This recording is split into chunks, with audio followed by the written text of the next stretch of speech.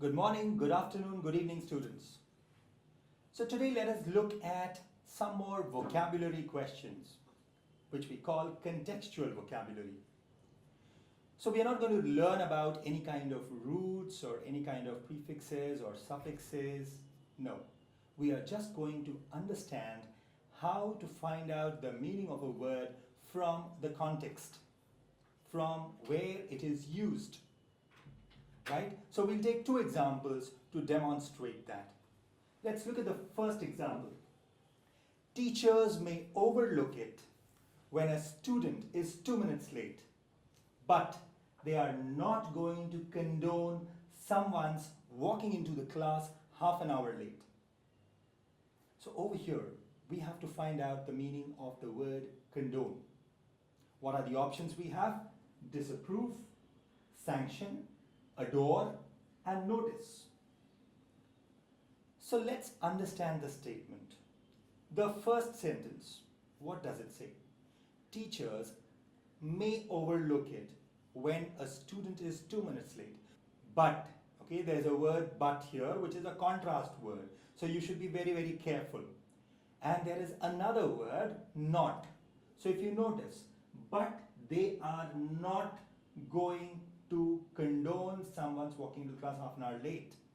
So but and not both are negative words, okay, contrast words. So two negative words come together and make it positive, which means in the previous sentence when I said teachers may overlook it when a student is 2 minutes late. So that same sense of overlooking should be there in the word condone.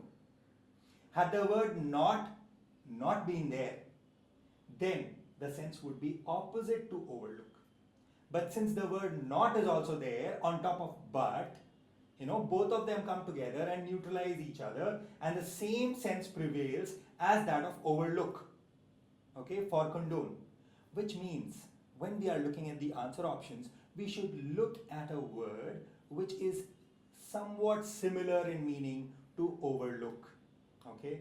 Overlook. So if I'm overlooking something, what am I doing? I'm accepting it, right? So out of all the four options, disapprove, sanction, adore, and notice, which one do you think is accepting? Obviously, the second one, sanction. Let's look at another example. In the early days of automobile manufacturing, stringent laws controlled motorist speed. In contrast, the laws designed to protect consumers from faulty products were extremely weak. Now, over here, we have to find out the meaning of the word stringent. Again, before I go to the options, you should be careful that here there are two sets of words which you have to read very, very carefully. The first one, in contrast, and the second one, extremely weak. So when I say in contrast, what does it mean? Something opposite to what I've said earlier. So what did I say earlier? In the early days of automobile manufacturing, stringent laws controlled motorist speed. So you're talking about laws that controlled motorist speed. Let's look at the next part. In contrast, which means opposite to what I've said earlier.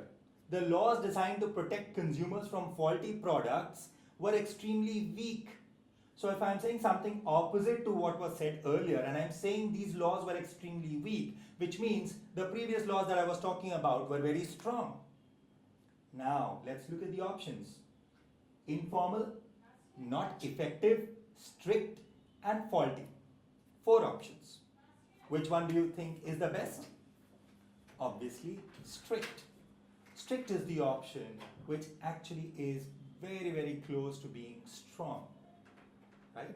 So that is the perfect fit in that sentence, right? So you saw how we can find out the meaning of a word if we actually understand the context in which it is used, and we also pay attention to the other words in that sentence that give us hints about the meaning of that word which we are trying to find out the meaning of.